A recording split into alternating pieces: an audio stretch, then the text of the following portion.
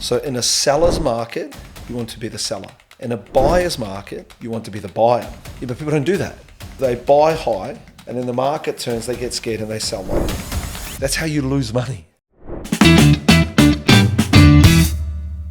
There's a lot of change that's happening right now in property.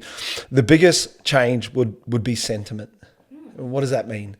The sentiment means the feeling that people have. You know, are people happy? Are they a bit scared? Are they a bit worried? So the sentiment stats that are out at the moment are the lowest they've been in 50 years. So what that means is people are worried. People are scared. People are afraid. And so what does that actually mean? Well, or why is that happening, first of all? So we've got the war in Iran, and that has real impacts, right? We live in Australia, and in the Australian market, war is something you watch on TV, right? So war's not real. You don't hear bombs dropping, right? It's something you watch on CNN, something you watch on TV, something you see in your feed. You're like, oh, wow, that's crazy. Ooh, new recipe. I might save that, right? So war's not real to Australians, but the impacts are. And the primary impact that most people care about is cost.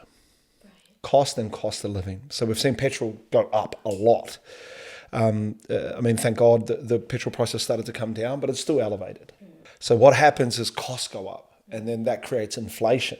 There's inflationary pressures in the market. Things feel expensive. People get a little bit worried, and they're like, oh my gosh, what if there's no fuel? What if? And so all of that fear leaks in. But the inflation impact, and the new inflation figures just come out yesterday, 4.6%. If you don't know, bro, that's high. That is high, right? So the government's target band is between 2 and 3%. It's at 4.6%. That's like OMG. So what does that mean? It means in May, interest rates are going to go up. So interest rates are going up, inflation's going up, petrol prices are going up. So everyone's concerned, but more than concerned, everyone's fearful. And so what tends to happen, you know, behavior, human behavior, is when I'm scared, I'm fearful, I do nothing, or I freeze. I freeze or I panic. So fight or flight. So freeze, I'll do nothing, and there's look, it's just better if I wait, right? Or I just panic. And so panic in property market means I'll just sell my properties. Right? I really don't understand what's going on, so I'm going to sell my properties. All of that sentiment drives towards the behavior that creates a buyer's market. So in a seller's market, so to understand the two, you have a seller's market or you have a buyer's market. In a seller's market, ideal conditions are there's more buyers than there are sellers. So what that means is the seller gets to dictate the terms in terms of the purchasing, right? And so what happens is you've got multiple people trying to buy a single property, or you watch the news, they'll turn it on and there's queues of people lining up to look at properties, and everyone there is like, oh my gosh, everyone's got FOMO, they're worried they're going to miss out on the properties, so everyone starts trying to outbid each other. That's a seller's market. In a buyer's market, it's the opposite sentiment. People are scared, people are fearful. There's more sellers than there are buyers. So a really good measure of that is what we call the auction clearance rate. So the auction clearance rate in Sydney has dipped below 50%, in the 40s. Which is low. What that means, for every 2 properties that are for sale, there's only 1 buyer. Right? So, and what else happened? Yeah, the ratio, there's just not enough buyers. So what happens at that auction is it's you, some of your friends and family, and a couple of nosy neighbours. And nobody bids. Nobody bids. Crickets. But also, if you look at media, the sentiment becomes very negative. Oh, property, you'll read stuff, and I love this. It's like, as sure as night follows day, as soon as there's some negative sentiment, you'll get a news article. It's, property prices in Sydney are going to drop by 30%, sometimes 40%, right? Why? Perfect. It's just clickbait. It's clickbait. Does that happen? No. Has that ever happened? No. Would you like it to happen? Yes. Is it going to happen? No. Sorry to disappoint you, but that doesn't happen. But it's great for clickbait. Great for clickbait. So you'll start to read these articles. Oh, you know, the auction clearance rate is falling. Property price is expected to fall. Now's a terrible time to buy property. Everyone's scared. All of the sentiment changes. So the media sentiment changes, and that feeds into the consumer sentiment. So people are already feeling nervous, scared. Scared and fearful is the primary emotion that drives a buyer's market, right? And so the behavior that flows from that, like I said, people tend to panic. So they're like, oh, that's it, get rid of the property, sell it, or they just sit on their hands. People become uncertain. And so they say, you know what, I think the best thing to do is wait. The psychology is one thing, but what people get wrong is understanding on who you should be in each of those markets. So in a seller's market, you want to be the seller. In a buyer's market, you want to be the buyer. But emotion changes that. The emotion in a seller's market is all about FOMO, fear of missing out. So everybody's trying to buy. At a time you should have purchased in the last down cycle, which is the buyer's market, and then you cash in the seller's market, right? So buy low, sell high, right? Yeah, but people don't do that. The worst investors who get scared is they buy high when everyone else is saying, I've made heaps of money, and they come in too late, and then the market turns, they get scared and they sell low, right? That's how you lose money. Right? But it's real because emotion drives behavior. Emotion drives decisions. And the goal in a buyer's market is to be the buyer. Why? Because the seller's the most important person in the room. And in a buyer's market, which is what we're in right now, the buyer is the most important person in the room. If you're wondering, well, why is the buyer the most important person in the room? Let's just imagine it's you. And you're there and you're trying to sell your house. And you have an auction. And one person turns up. One person. That person is the most important person in the room. You want to be the most important person in the room. In a buyer's market, which is what we're in now, the buyer is the most important person in the room. So be that person. The software and the technology that we use assesses just under 14,000 suburbs. That's not one market, right? That's a lot. And it breaks down Australia into the suburb groups. Even in Sydney is not one market. So the first thing, or the first opportunity, is to understand that from the outset.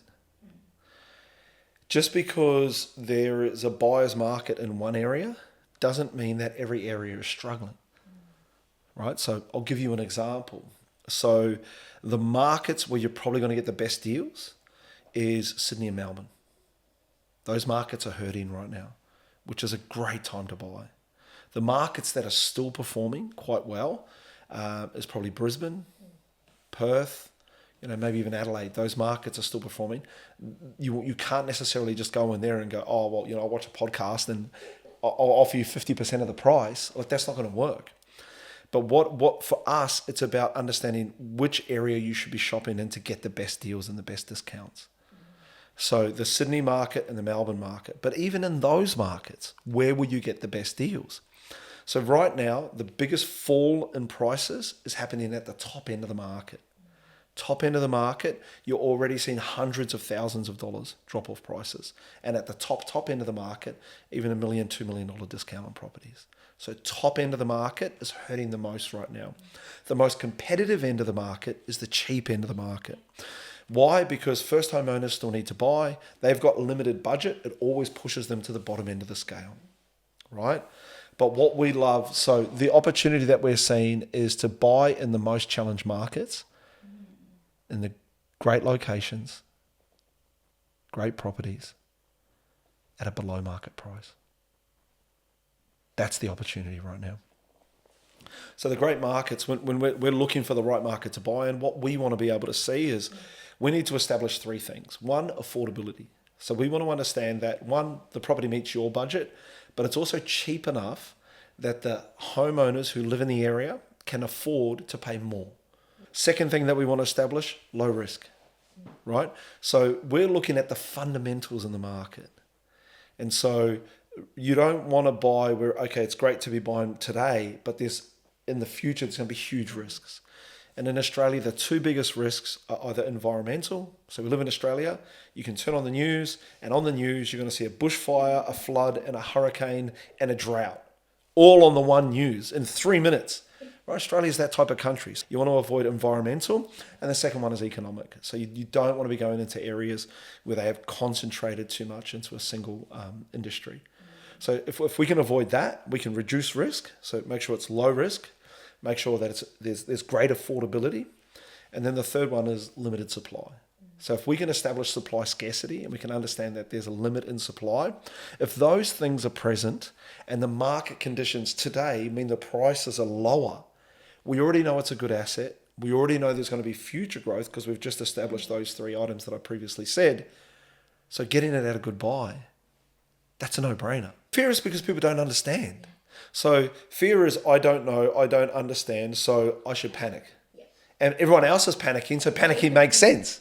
Right? I want to be the weirdo not panicking, right? And so this is, that's mob rule. That's how it works. And people move. It's amazing how susceptible people are. And whenever I say that to someone, should you buy high or low? They're like, yeah, buy low. It's like, okay, and you should sell high or low. I'll sell high. Okay, so buy low, sell high. Is that right? Yes. Okay, well now it's a low market. Oh no, I don't want to buy. So this is human psychology and human behavior. Why is it driving that way? Because they don't have the data. They look for external validation, and the external validation tells them to do the opposite thing of what is in their best interest. And what do? They do it anyway. Yeah? So people say, oh, you know what my strategy is? My strategy is to wait. I'm just going to wait. Bro, waiting is not the way. It's not the way. So the negative sentiment in the market is the lowest in 50 years. That means the last time the sentiment was this low is when the oil crisis was in the 70s. It's a lifetime ago. Bro, that's from before I was born, right? And I'm 46 years old. That's a long time. That is a long time ago. And people have short memories. People have very, very short memories. And they don't remember what's happened in the previous cycles. They don't remember that in 2020, perfect time to buy. COVID hit. I was there, man. Everyone was like, oh, property price is going to drop by 40%. The world's going to end. And we had so many students that did deals. Why? Because there were phenomenal deals on the table, right?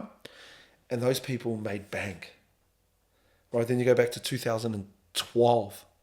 Same thing. Negative sentiment in the market. And then we had the mining boom. The Australian property market boomed for years. And then 2008, the global financial crisis. Everyone was like, not now, the sky's falling. And the people who take action at a time in a buyer's market, not only do they pay less for the property, they set themselves up for the next run when the property market lifts. That's why it's smart to take massive action right now. So the number one mistake that everyone makes is they follow the pack, right? So they see everyone else being scared. They buy the fear. Fear is sold by the media. Fear is sold by the government. Fear is sold by your Uber driver. They're like, maybe careful out there. They're like, oh, so, and what happens is they follow everyone and they become fearful. And fear's not the best emotion to make decisions from, especially investing decisions, especially decisions where you're trying to build wealth. Fear doesn't play into opportunity. So the mistake that people make is they panic. The mistake people make is instead of interpreting the market signals, which is, the reductions in prices represent better value, right? That is a logical view. That's a database view of the situation. An emotional view is, oh my gosh, prices are falling. What if I lose money? Bad. So the mistake people make is they miss the opportunity. What do? They wait. And everyone else makes money. And what do? They become cynical. They go, oh yeah, but I watched the news and they said these people made money. Yeah, but those people put that money up into a position where they could get a benefit from a decision they had made. Whereas what are other people doing? They're sitting on their hands, they're sitting on their money. And this is what happens. They don't make a move. They didn't make a move in COVID. They didn't make a move in GFC, and they're still there waiting. That's the biggest mistake you can make.